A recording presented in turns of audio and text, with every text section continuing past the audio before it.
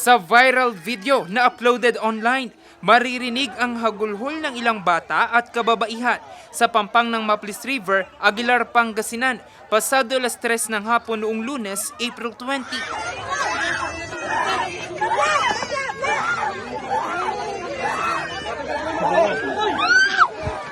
Ito'y matapos magkasagutan at uminit ang tensyon sa pagitan ng dalawang grupo ng kalalakihang naliligo sa ilog.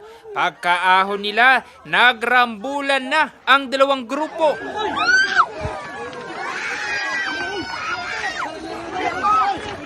Agad naman silang inawat ng mga pulis. 3 sa kanila ang nagkapuruhan.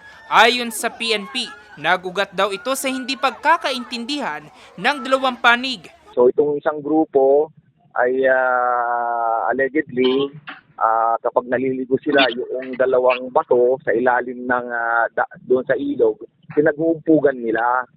So yung mga naliligong iba na sumisisid, sinita sila na maingay at wag nilang gawin yon.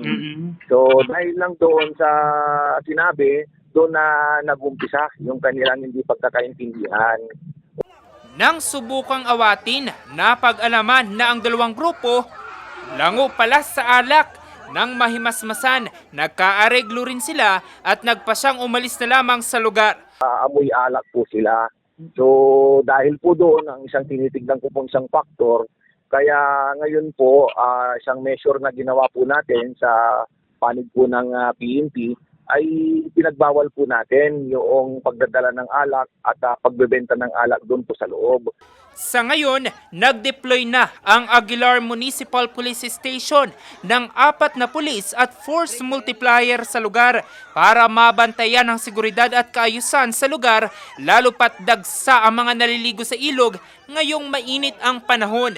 Ipinagbawal na rin ang pagdadala at pagbebenta ng alak sa lugar. Paalala na lamang ng opisyal na wag nang idaan sa init ng ulo ang pamamasyal, kundi enjoyin na lang ang likas na ganda ng kalikasan.